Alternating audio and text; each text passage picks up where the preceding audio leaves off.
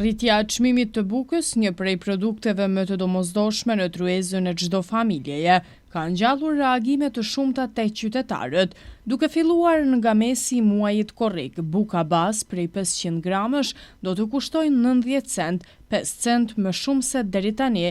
Edhe pse bëhet fjalë për një rritje prej vetëm 5 centësh, shumë qytetarë vlerësojnë se çdo shtrenjtim i produkteve bazë ndikon drejt për drejt në buxhetin familjar, sidomos në një periudhë kur kostoja e jetesës vazhdon të rritet. Për të kuptuar se si e shohin qytetarët këtë vendim, realizuam një anketë. Shumë të larta janë, nuk janë të arsyeshme, nuk është harxhimi i madh sa i kanë rritë çmimet. Përballosh me buka lypet mu siguru.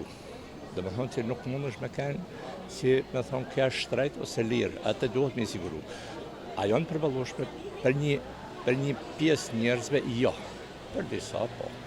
Me siguri që mesin janë shtu, se problemi është në ta që mi rrit një herën, kur nuk thehen mrapën. Nuk është vakti për ata gjona tash, se duhet mu marrë njerëzit me punë tjera, e jo me greva për bukë.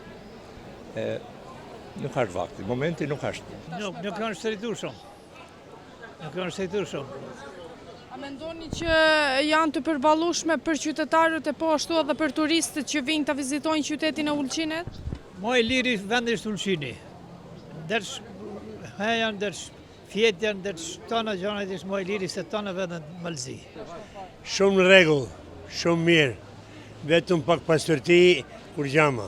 Në ama Zoti Shneden, e kena familjet me jetë e mi që të shëmirë. Që me tanë më? Unë jam rritu, kam darë bitu 32 vjeç. Tanë në rregull. Shumë mirë. Ne jena vendi amër, vendi dashtën, e domë më shafirë, domë gjithë kanë. Edhe në animën Zoti. Tepër të naltë, për thonë. Tepër të naltë. Ta 70 cent për njëherë 20 cent. A, mujtë na jo. Për s'di gjo, për mu jo, për tjerë. S'di, dhe qka dhe. Për gjithësi shtrejkët.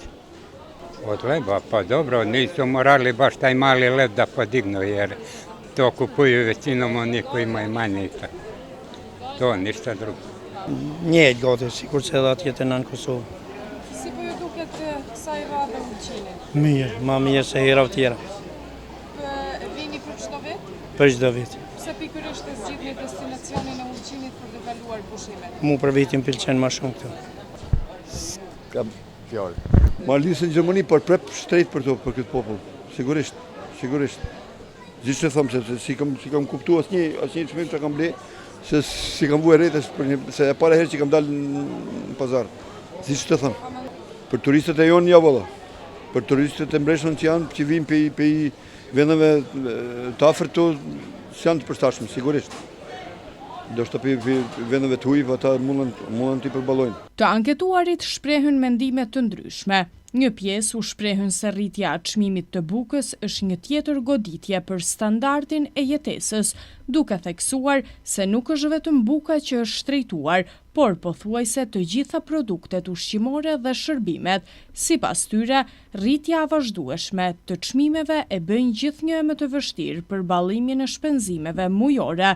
Nga ana tjetër, disa qytetarë thanë se e kuptojnë se prodhuesit dhe furrat e bukës përballen me rritje të kostove të prodhimit, transportit dhe pagave të punonjësve, por shtuan se është e rëndësishme që institucionet të ndërmarrin masa për të mbrojtur fuqinë blerëse të qytetarëve dhe për të zbutur ndikimin e këtyre rritjeve.